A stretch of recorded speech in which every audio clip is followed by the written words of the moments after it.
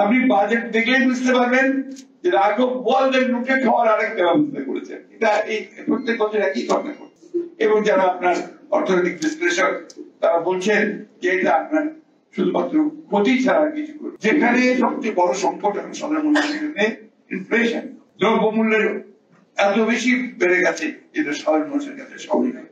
আজকে এই সমস্ত কথাগুলো বলে একটা ধূম্রজাল সৃষ্টি করে মানুষকে আর কতদিন প্রতারিত করে রাখে যে বাংলাদেশের স্বাধীনতার ইতিহাস তো বিকৃত করাই হচ্ছে। এখানে একটি দল তার একজন ব্যক্তি দল ছাড়া আর কোনো কিছু কোনো অবদান আছে সেগুলো স্বীকারই করতে চায়।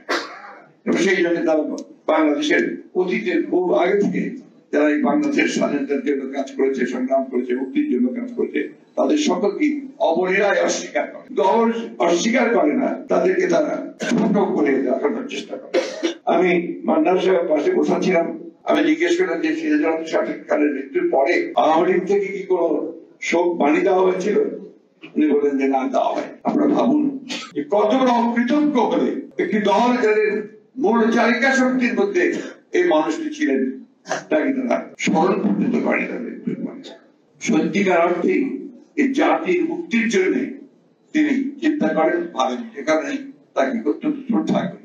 আজকে এখানে যারা আছেন তারা সবাই এই বাংলাদেশের মুক্তি চায়, ভয়াবহ, এবং এই মুক্তি চায় বলেই আজকে আমরা একসাথে কাজ করছি। আমরা মনে করি যে বাংলাদেশ একটা ভয়ঙ্কর সংকটের মধ্যে পতিত হয়েছে, যেখানে বাংলাদেশের অস্তিত্ব আজকে প্রশ্নের সম্মুখীন হয়েছে। এমন একটা শাসক গোষ্ঠী জোর করে ক্ষমতা দখল করে বসে আছে, যারা বাংলাদেশের সমস্ত প্রতিষ্ঠানগুলোকে ধ্বংস করিয়েছে। 1971 সালে এরা প্রায় সবাই মুক্তিযোদ্ধা ছিল, আপনারা অনেকে মুক্তিযোদ্ধা ছিলেন। আপনাদের কোন স্বপ্নই বাস্তবায়িত দূরে থাক, কারণ সেই স্বপ্ন থেকে বহু দূরে বাংলাদেশকে তারা ছিটকে।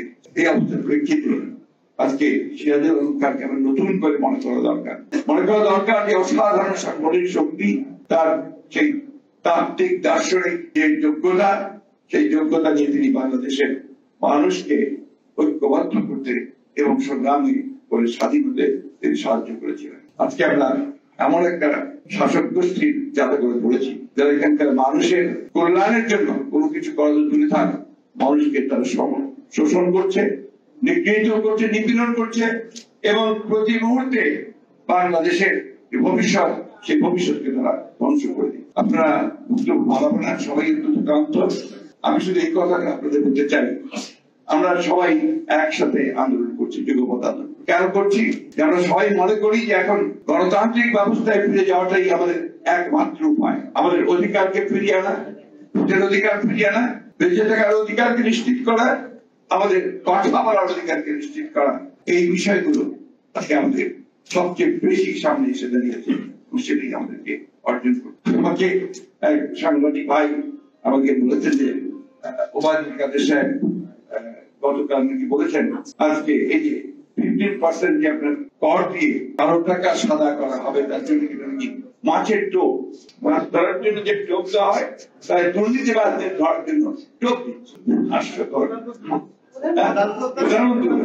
তাহলে আমি কাদের কথা শুনলাম।